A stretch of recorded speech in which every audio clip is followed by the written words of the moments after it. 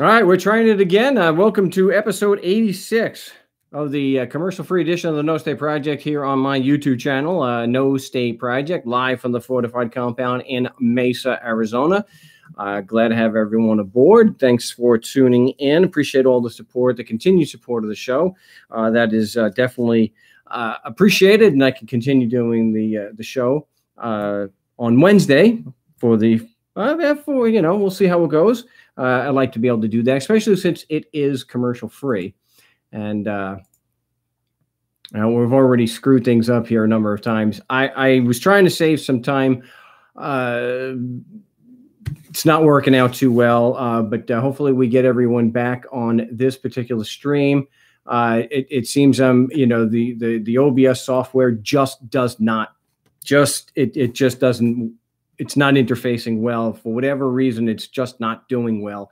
And I'm not going to be able to get away with using that until maybe someone could tell me if there's a better version of it, then I'll use that. But till then, I'm stuck doing it this way. I'd like to use my other camera, but there's a little issue with that. But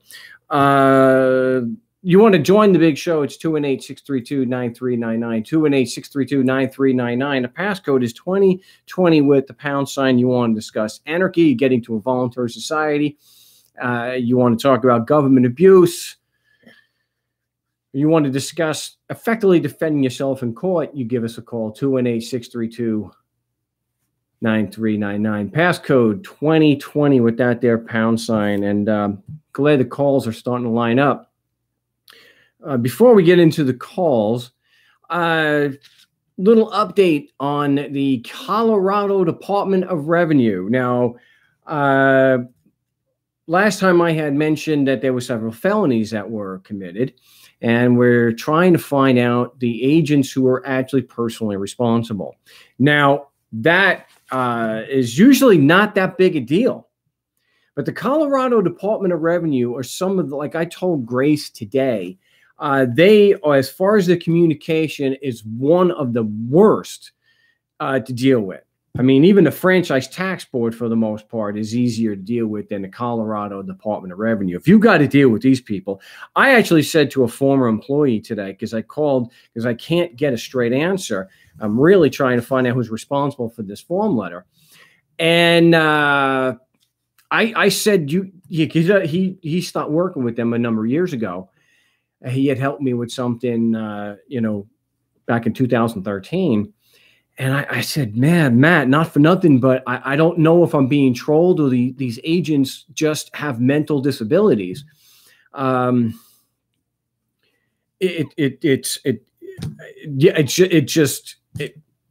you want to reach through the phone and choke somebody. Like, are you doing this on purpose? Are you deliberately acting like you have a mental defect? You can't answer a straight question. You answer as if you're talking to somebody else and giving these general statements. It's just, oh my gosh. I tell you, so we are, just as a quick update, we have a form letter, and it seems to be a robo-sign from Mike Hartman, who is the head of the Colorado Department of Revenue. And it's obvious, since he's the director, he's not doing the day-to-day stuff of denying a protest. So we had done a protest based on the calls that we had done with the agency, that they, by their own admission, didn't have any actual evidence. And we want, so we did the protest. We want to find out who it is. And typically you call the IRS, you can get you can usually get the agent's name, who did the assessment. I mean, even if it's robo-signed, you have a name. But the Department of Revenue, and I think it's because there's glaring contradictions here, or that the false statements. This is the problem with using a damn form letter. But you see, forcing people to give you money means never having to have a rational basis for your position. And you can use form letters that aren't responsive, and you can send them through the United States mail.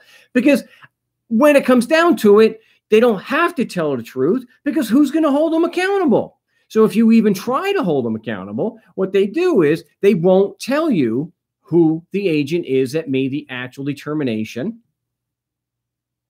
that the director then had a robo sign on.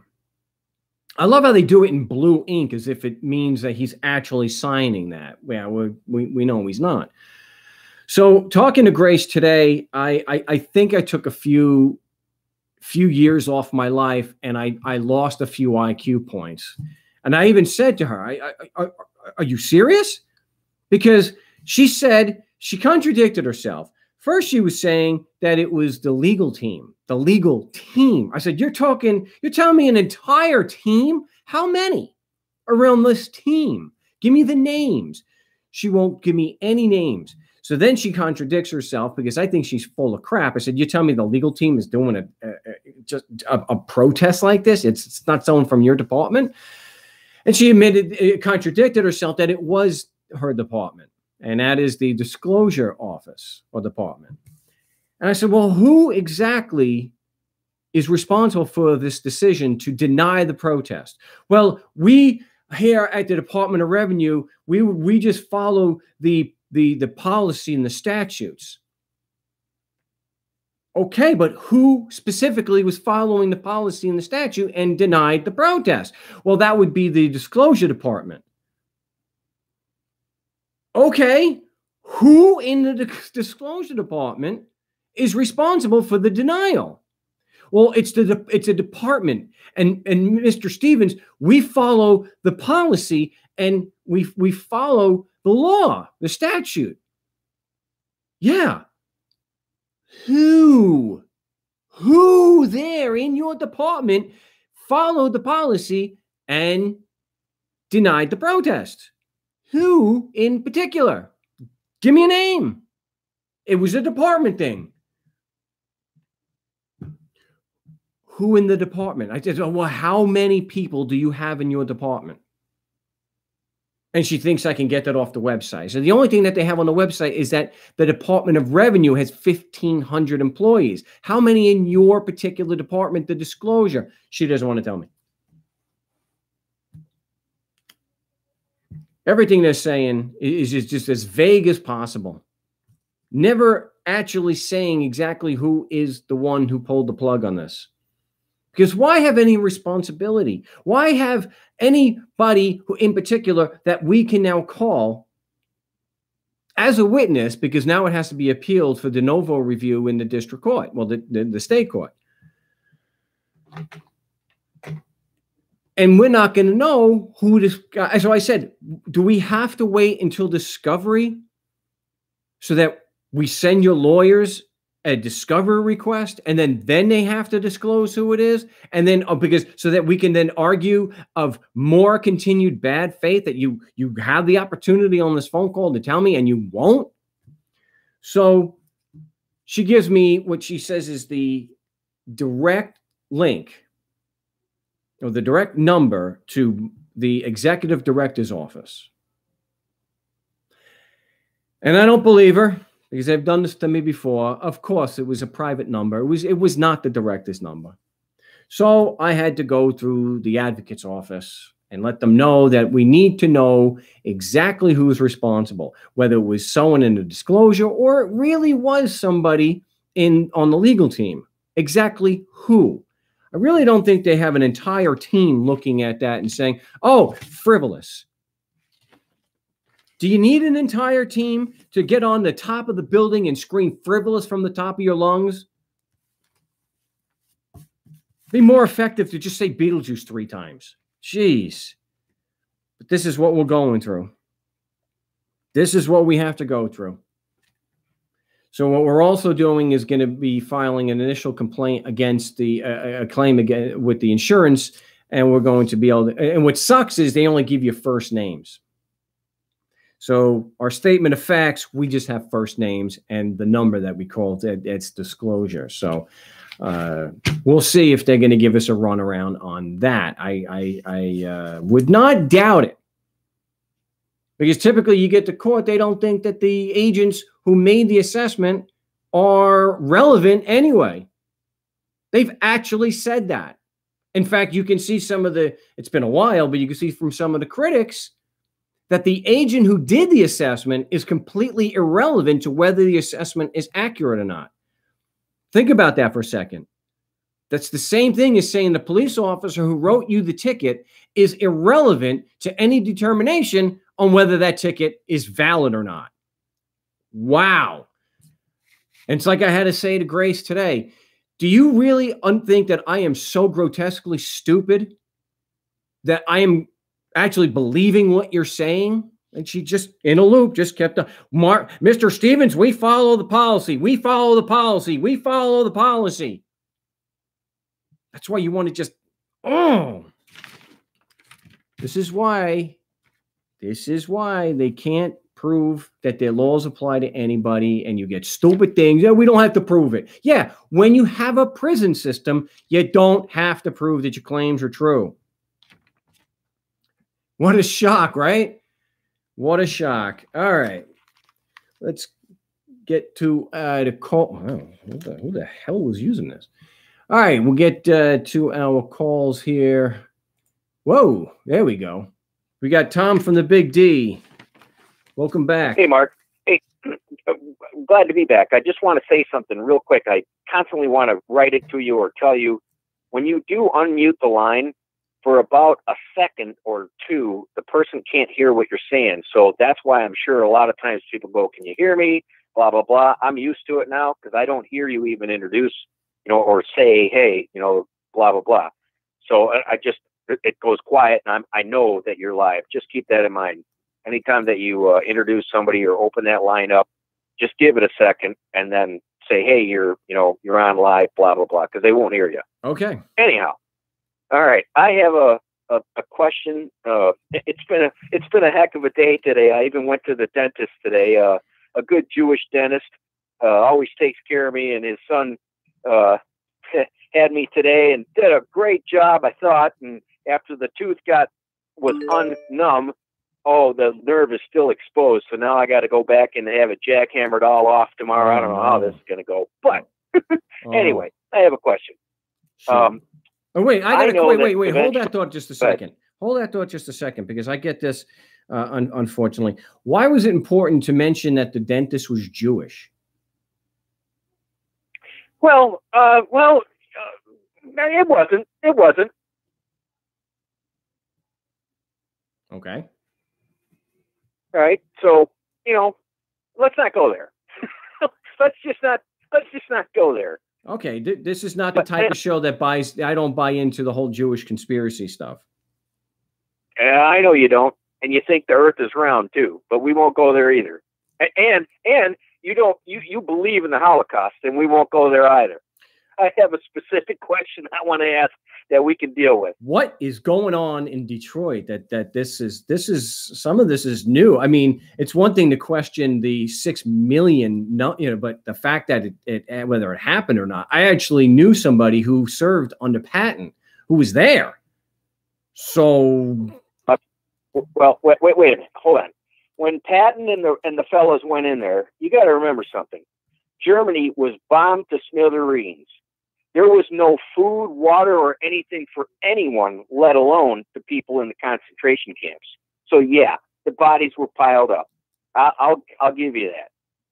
But this Holocaust thing is, I don't want to go there because I just don't right now. I have some specific questions that are no state related and court related that I'd like to address. Sure, because that Holocaust stuff is not something that we talk about on the show, especially denial or flat Earth stuff. That stuff is no. I don't want that to be no part of the show. Perfect. All right. So sorry I mentioned it, but you had to ask. Anyway, my question is this. I know that with what I've done, and I've made it perfectly clear and posted it on Skype along with my social security number, my P.O. box, my name. I don't really care. Okay. Eventually my Sophie is coming for me. There's no doubt it's going to happen, especially since what I do when I fill out my W-2s and all this crap. And I hear you talk a lot about, your calls of shame to the IRS. I've seen you help folks, I saw what happened to James. It is what it is. do you have any success records, any kind of recordings or anything that you can show that you've had anything, you know, other than tragedy happen with the IRS? Yeah.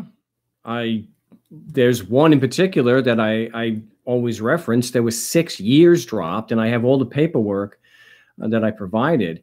And the IRS's letter said, based on the information you provided, we have determined that there's no obligation or tax liability. And that was for 6 years. And that's just one. I've posted documentary proof for the Franchise Tax Board also. So yes. Well, I do have to say this. I spoke with one of the guys that you helped. Okay, he came into the chat. This has been a while ago, and he explained that you did help him, and it kind of went under the rug. And 4 or 5 years went by, and now they're back.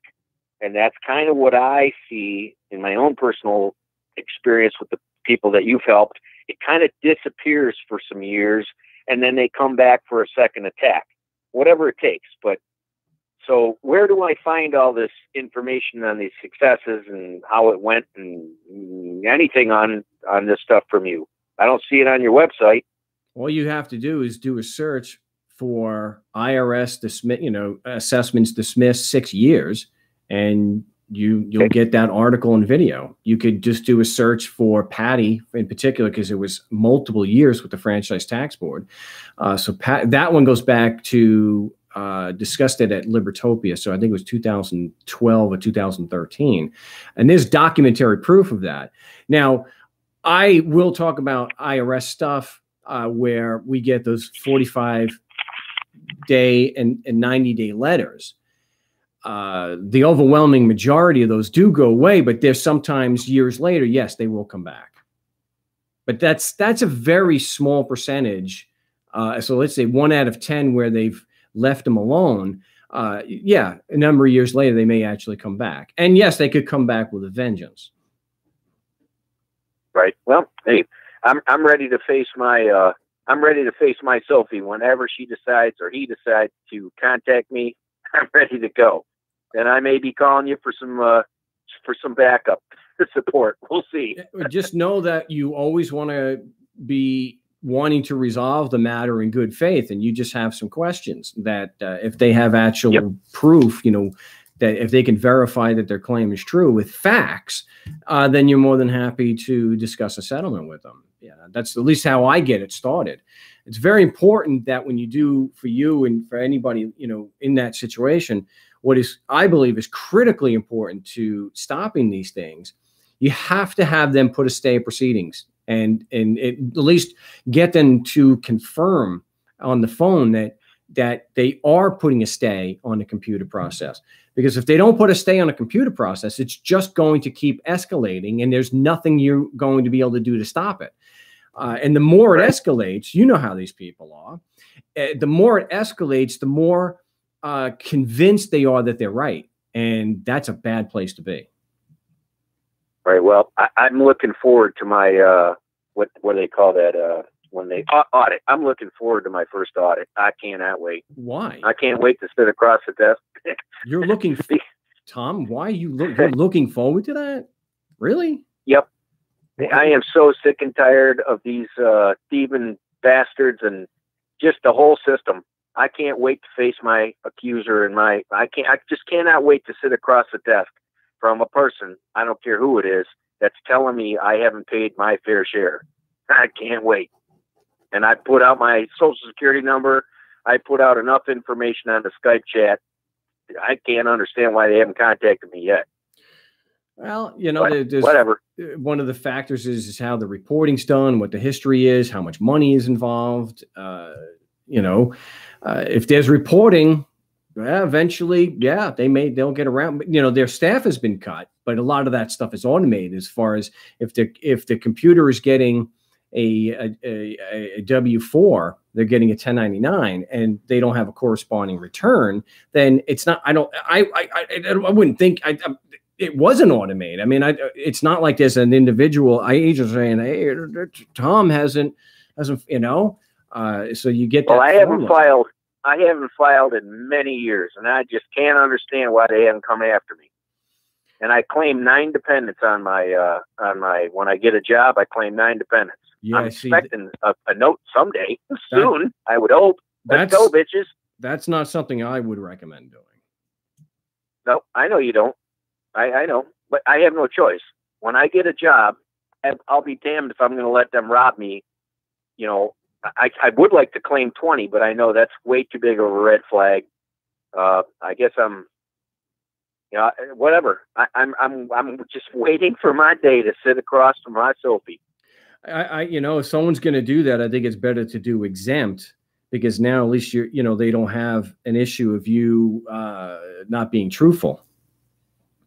Well, I sign everything with, and it doesn't matter. I know I sign everything, every document, and every employer always says, "What does this mean?" Oh my God, you under threat, duress, and coercion, UTDC. Yeah, I sign it with that. They go, "What's that mean?" And I tell them, and they go, "What?" And I try to avoid it, you know, getting into that confrontation with my new employers. And so far, they've never let me go because of that. And I know whatever I sign on that paper doesn't mean anything, but I really don't care. Well, to me, their idea that I owe them money doesn't mean anything to me either. So let's get down to brass tacks and let's have a conversation. Well, I wouldn't give them a reason to pin, you know, that you're being dishonest about something. We always have to come, you know, that we're the good guy. We're the honest one. We're not the ones that are trying to put something over on somebody. That's why the exempt, I think, is a better way to go. Mark, if I claim exempt, it's the same damn thing. What's the difference? What's the difference between claiming I'm exempt and you know damn well I'm not, and claiming 9 dependents to keep them at bay for a while? Well, because there's no actual evidence to show that their laws and apply if there's any liability. So at least you're showing, like, look, there's no evidence here, and that's why I did this. If you have evidence to the contrary and you can actually support your claim, then let's, you know, so, you know, you're still keeping the onus on them. But here, if they turn around and say, why 9? See what I mean?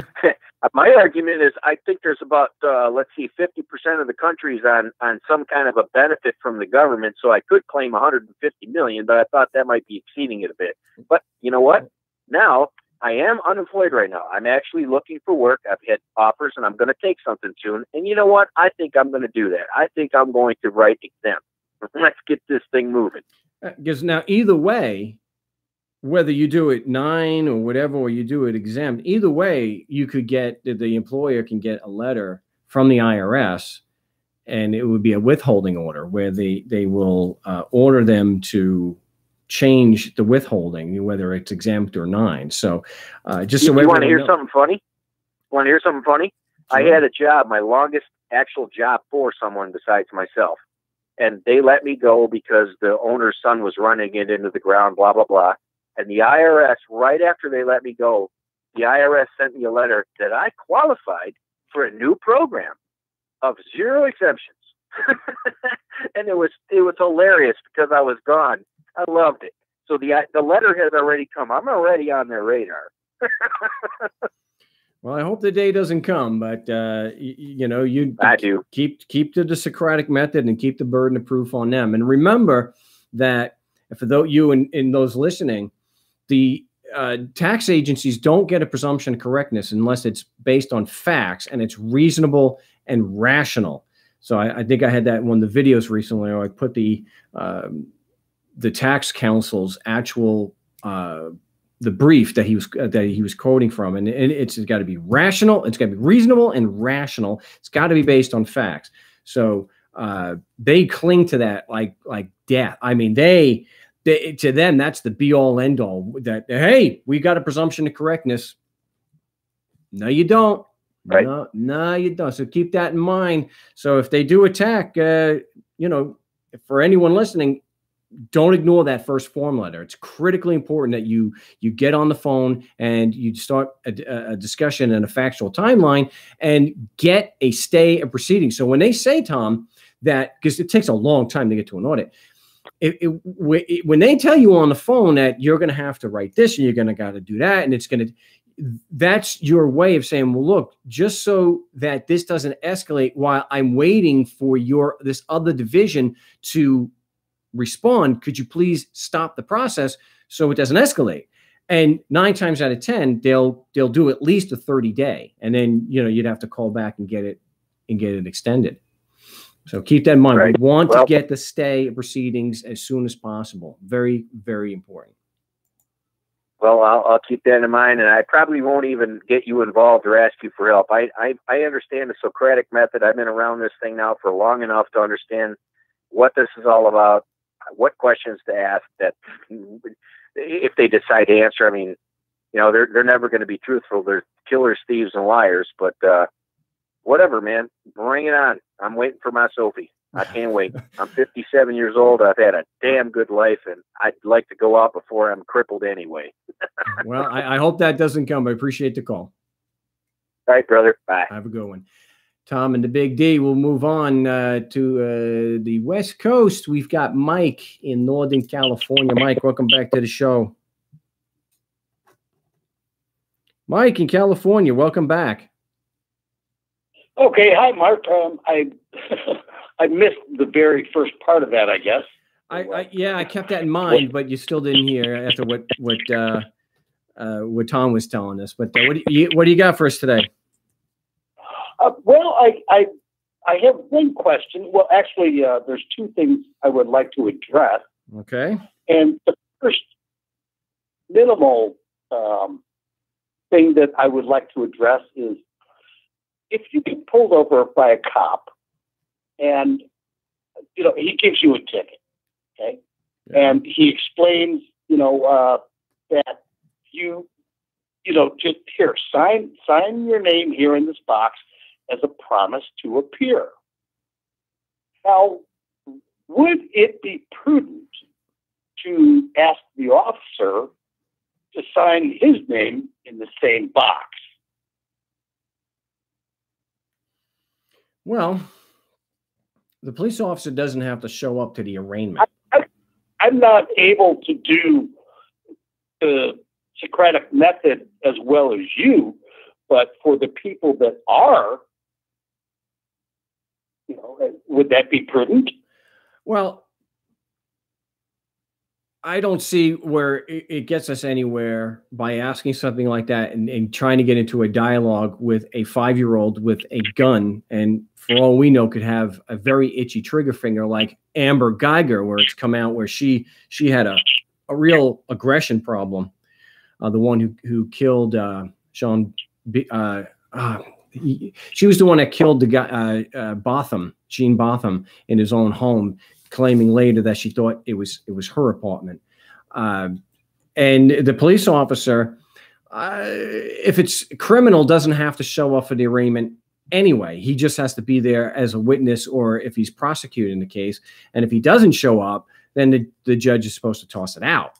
So if he wants to blow off going to court, let him. It only works to your advantage anyway. Okay, well, that makes sense. So, all right, on to the second part, which I'm sure you are aware of, the tax issues that I've been going through, and I do appreciate your help. But I just recently noticed that within one of the bills that I received as far as taxes, the bottom line here, it says supplemental tax bills are your responsibility. Your mortgage company may pay these taxes. Contact your mortgage company directly. And for questions, blah, blah, blah. And the thing is, I do not have a mortgage. I own this place outright. I have no mortgage company.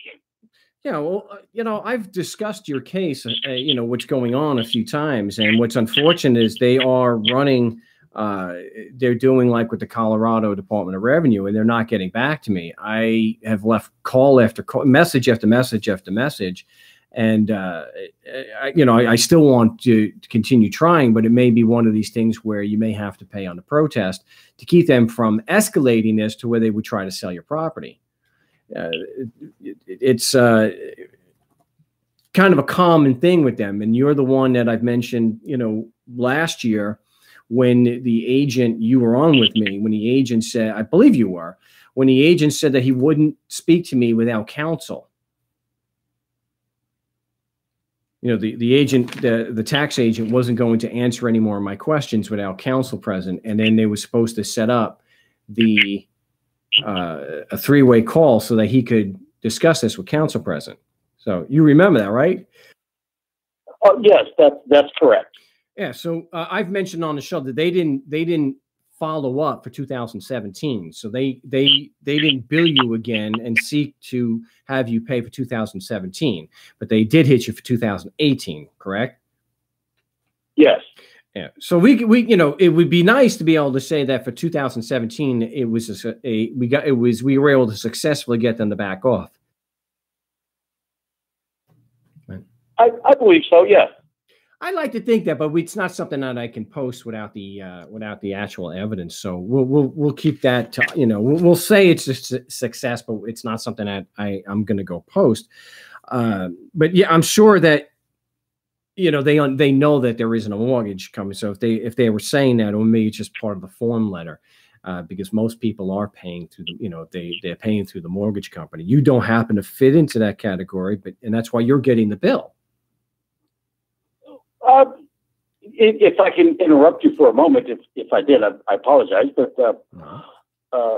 also, I own the home. I paid cash for this place outright. Okay. Now, the other thing is, the land that this home sits on is private property. So, I think basically, in a sense, the county is taxing the property, the dirt, the land, whatever, owner for their taxes. And then on top of that, they're trying to tax me because I pay the landlord of the land simply to sit here. Yeah.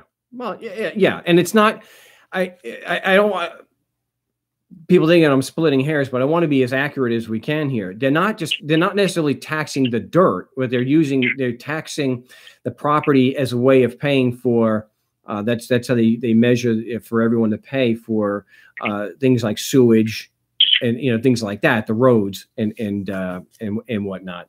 And they're using that as a gauge to be able to charge. I think here, yeah, they are taxing the structure. They want to tax for the structure and the ground. And they admittedly don't have any evidence to support their claim against you. And that's why they are refusing to call. I mean, now I've got two of them that I've left, half a dozen or more messages, and they just won't call back. So I'll keep trying, but it's going to get to, for you or anyone else who's going through something like that, with property taxes, it's pretty dicey. And it may come down to like someone, when I'm working here in Phoenix, you have to pay it on the protest and then appeal it. Because if you don't pay, they're not going to stop. They'll just sell the property. And we don't want it to escalate to that point. That's what's so bad about these property tax ones. They'll just send the sheriff down and kick you off your property. Well, I don't know how that would turn out, or, I've kind of never been in this situation, but throughout my life, I've always kind of been a little bit of a rebel, and so here I am. Anyway, I thoroughly appreciate your work. I appreciate the things that you've done for me, regardless of the outcome. The learning curve has been outstanding. I thank you very much for that. Well, I appreciate the words. Yeah, we can say that 2017 was a very good result. That's what that's the objective. It's going to be a little more difficult for the 2018 to get that same objective. But we'll plug away. I mean, and you may have to file a claim against the county, which is something I would recommend for everyone to do, to maybe recover any money you may have to pay them. You know, it's extortion to keep them from taking your property and hurting you. We'll plug away. We'll see if we can match that success. We still have a chance. So. Okay, Mark. Very well. I think I'll leave it at that. And again, I appreciate your help, regardless of the outcome. Well, I appreciate that. We'll leave it at that, and let some other callers get in. All right. Thanks again, Mark. You're welcome. Appreciate the call, Mike in Northern California. If you want to join me here on the Big Show, 218-632-9399, 218-632-9399. The passcode is 2020. And that is just something that I like to have the actual documentary proof. If we're going to post something that it was a success, we got to have the proof. I want to have the evidence. And unfortunately, in Mike's situation, we just don't have the proof. Yeah, they didn't bill him for 2017. I guess we could go through the trouble and maybe get county tax records and show, but we met the objective. That's what's important. Oh, they called back. So we did have some people that were on the line that dropped off, but we got area code 574. You're live on the No State Project. What's your name? Where you calling from? Hi, Mark. Keith, Indiana. Keith in Indiana. Welcome to the Big Show. Yeah. What can we do for you today? Thank you. Well, I want to discuss jury questionnaires that they send out. I know they ask the resident and citizen question in there. I'm not quite sure how to answer that. Well, what's your objective in responding? I mean, are you the type that at a principle, you absolutely will not give them an inch and you'll fight them on jurisdiction issues or other issues? Or you see it as an activist, an opportunity to maybe save somebody's life? You know, let's say it's a nonviolent offense. It's a drug case, something like that. Well, I haven't thought past the fact that I'm not a citizen, and I'm aware of the concept, and that's just what it is, a concept. But I don't like admitting things that I'm not. So I think it's more of a principle thing. Okay. Do you have any inclination to possibly hanging a jury and saving someone from a false prosecution? Sure. I would do that. Well, I guess it's, there's pros and cons on how you go about right. That. So is it something that could they use the jury questionnaire against you later if they're trying to say that you're a citizen? That's what, that crossed my mind. No. And if that's a concern, then you could just put in there no, or you could address it the way JT did all those years ago, and you can say, "Is my voluntary signature?" Send them a letter back saying, "I'm a little confused by this. I have a couple of questions. Is my voluntary signature necessary? Is that required for this to be valid?" And then two, is it considered voluntary if done on the threat of contempt? Which is what these things are. When you get a jury summons, it'll say on there, somewhere on there, it's telling you if you don't respond to that they could issue a warrant and have you held for contempt, right? I haven't opened it yet because I didn't know if I knew I had possibly three options, and one would be return it. Ooh. I would not say contract. Oh, no. Come on, Keith. That's no. Because when you go in, for you and everyone who might still see things that way, like I'm saying, I think it's beyond dispute that responding to that is not voluntary. They're not giving you an invitation. I would bet the farm that there is something in there that if you don't do this, you could go to jail for contempt. And that, sure. So I'm yeah, sure there is. Right. So now if there is, then obviously there isn't a third option that you know, that they're trying to contract with you. Right. I would imagine if I didn't open it, I wouldn't know that though. Yes, but I'm saying we're almost certain that there is a threat in there that you will be held in contempt if you don't return that. So given I would that, say a high percentage of, yeah, sure. So I would say most of their correspondence is carried with a threat. Right. So since it's with a threat, they're not trying to contract with you, correct? And that would be true. Yeah. Yeah. It's the same thing with the IRS or the cops when they want you to sign the ticket. You can ask them, if I don't sign the ticket, what happens? He said, I'll throw your butt in jail right now. Right. Right. Oh, okay. So he's not trying to contract with you unless he's actually, you know, look, an adhesion contract or something done like that on the threat of violence is not actually an agreement. It's not a contract. So this whole notion that they're trying to contract with you is completely false. And somebody was saying today, they posted something when I advertised the show today, that what's the worst thing in the world that's, you know, the one thing that's causing so much of the world's problems. And I disagree with what they posted. And I didn't respond because you don't respond on Facebook. It's a terrible place to be for critical analysis and discussion. But I would say here on the show that it's a lack of critical analysis and a lack of critical thought, which has led us to where we are today. People not questioning what is being said. And so whether it's by the government or, you know, people who are not fans of the government, if they're saying that they're trying to contract with you, you have to just look, you just I just had to ask you a couple of questions, establish what the facts really were, and then ask you a question based on those facts. And you could see through that whole nonsense, right? It's not trying to contract with you. Well, no, I really don't know if they need to.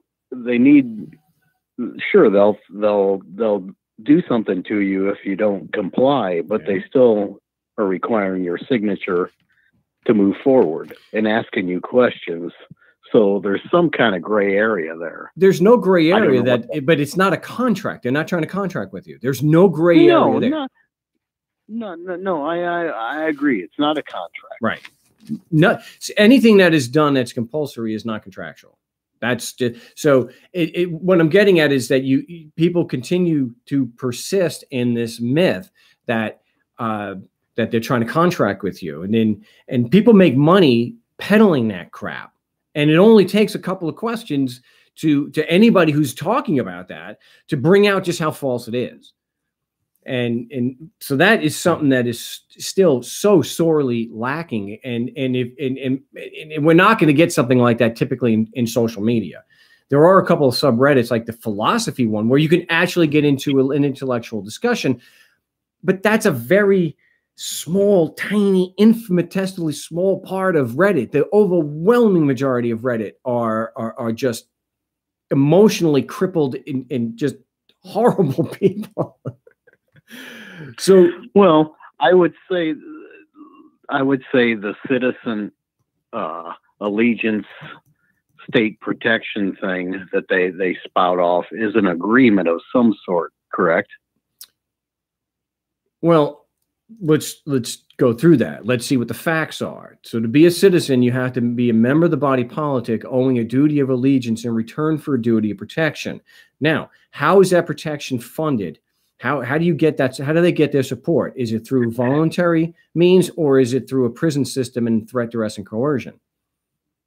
I see where you're going, and I agree with you 100%. Okay, but which one is it? You can't say no, so it's a force on you. You can't say no. Right. So or you'll go to jail. It's by force. So can threatening you with jail, can threatening you to hurt you and put you in jail, does that create obligations of allegiance and protection?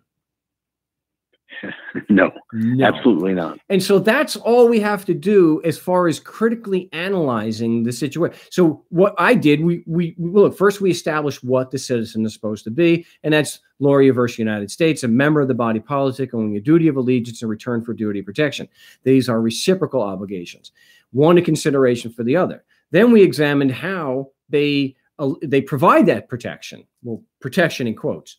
And we know without any doubt whatsoever that it is, and we can all should be in agreement, even the government, that it is compulsory. You either pay or you go to jail, end of discussion. And then we just have to ask the big leading question, and that is forcing people to give money and threatening them doesn't create obligations of allegiance and protection. And of course, we can say, oh, yeah. Yeah, of course. Of course, that doesn't make any sense. So yes, when they say that there are citizens, it falls completely apart. When they say that their laws apply, it's all the same thing. Forcing people to give you money doesn't make your rules apply to them. And forcing people to give you money, negates the claim or the argument that the people who are forcing us to pay them are actually representing us. That's ridiculous. That doesn't make any sense. And that's why I don't want to sign the paper. I really don't. Well, even though it's a jury questionnaire. You could ask the two questions, like I mentioned, JT, and he was successful on this, and he's testified to it on the show a number of times.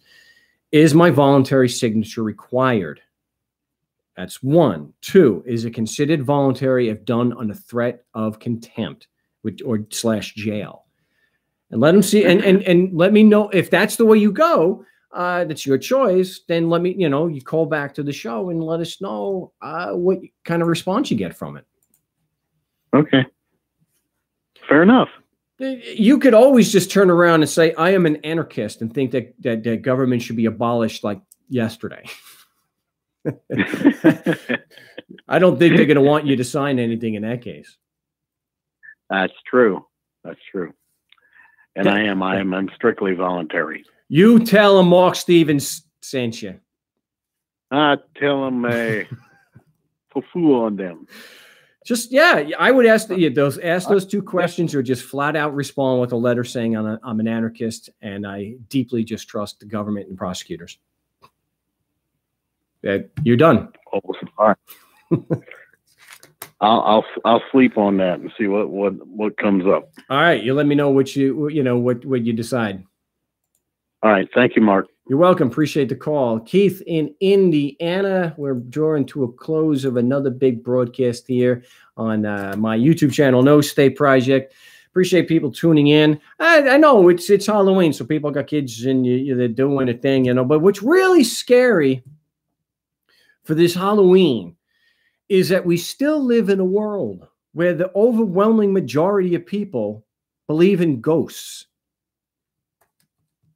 and the real goblins and things and the monsters out there, that people still believe or act as if they believe that there are a small group of people in this world where they have a moral right to do what is immoral. What you and I would go to prison for, they get to do on a regular basis. They believe that, and that's why you can see what's playing out in Yemen with the bombings from Saudi Arabia, which is a monstrous regime, with the help of the United States government. And why? Why are people, all these thousands and thousands of innocent people, being killed in Yemen by the Saudi Arabian government with the help of the United States, so that they could actually murder? And that's what's come out. It was this week where the Turkish chief prosecutor has released a report saying that Khashoggi was strangled and dismembered. Now, I don't know if they know exactly where his body is, but they're saying in here that the victim's body was dismembered and destroyed following his death by suffocation.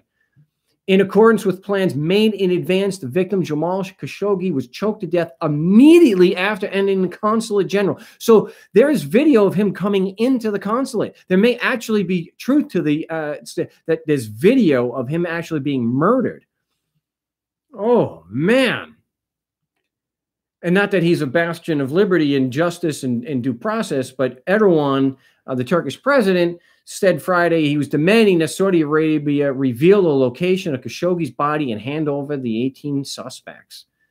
The Saudis have presented shifting stories because that's what governments do. This is why a more local example of this. If you have video recording, if somebody videotapes a cop killing somebody or beating them or just abusing them in some way, you do not release the recording or even let them know there's a recording until after they put out their official conspiracy theory or their official lies. Once they put the lies on the record, then you hit them with that damn video that contradicts what they said, because sometimes they're actually held accountable. But here, when you're talking about a public assassination like this, where somebody critical of someone that high in the government, about Fungul, they don't care. They don't have to care. Why is Trump and his administration, why are they going to, oh, let's not rush to judgment? Even now, they're not condemning it. Oh, could you imagine how he would soft pedal it and how nice it would be if Russia was involved with this? Oh, my gosh. I think, oh. And he said it. He's actually said American jobs. That's not little people like you and I. That is money for the stockholders in Raytheon and McDonnell Douglas, the Carlyle Group, so that they can continue bombing innocent people and killing innocent people in Yemen for American jobs. Yeah. Keep Raytheon and their stockholders happy. Bomb as many damn people as you can. And it doesn't matter, because as long as they're spending money on Raytheon and McDonnell Douglas, it doesn't matter how many people they kill in Yemen. It doesn't matter how many bombs that they send on school buses and kill children. That's what governments do. They kill people. They kill innocent people. And even when there's probably video and audio of them assassinating a journalist, nothing happens, because it's all about money and control. Because people believe that someone like Donald Trump is actually the president and not just playing a part like on like a reality TV show. As long as people continue to see government as some kind of moral agency, and I don't mean just Saudi Arabia, the United States, Canada, as long as people refuse to acknowledge the truth and look at the facts, when you force people to give you money, you are a criminal. It doesn't matter what you're promising to do with the money. How could someone like Donald Trump, how could he possibly condemn what the Saudi Arabia government is doing when they are engaging in genocide in Yemen right alongside them?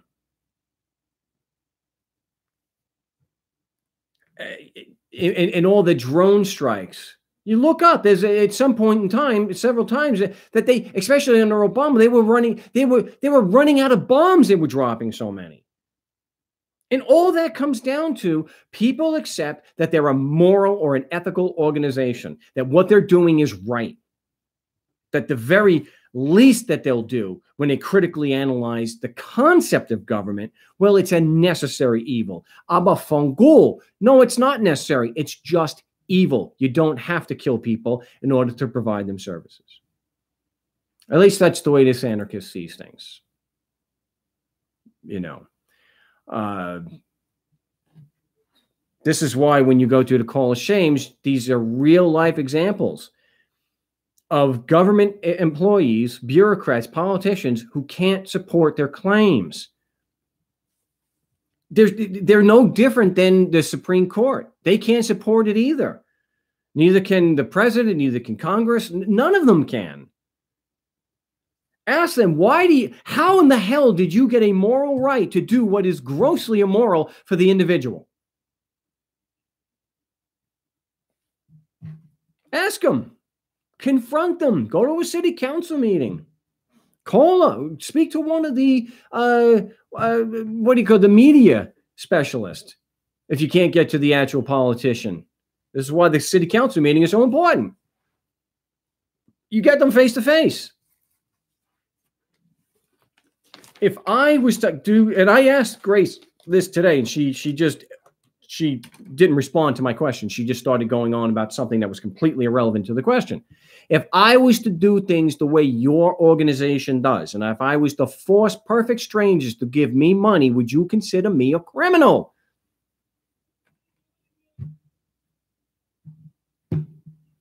We already know the answer to that question. We already know. What we call, and this is something someone came out is trying to say on one of the videos that he actually didn't read. No, it was something on Facebook, and it was a picture that someone had taken of me at Jackalope.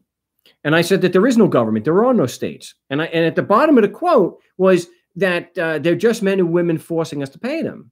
And instead of reading the whole quote, this guy says the government is absolutely real. Stop paying taxes and see what happens. I'm like, read the actual text and then, based on that, formulate a counter argument. I know they'll come at. That's why I said they're just men and women forcing us to pay them.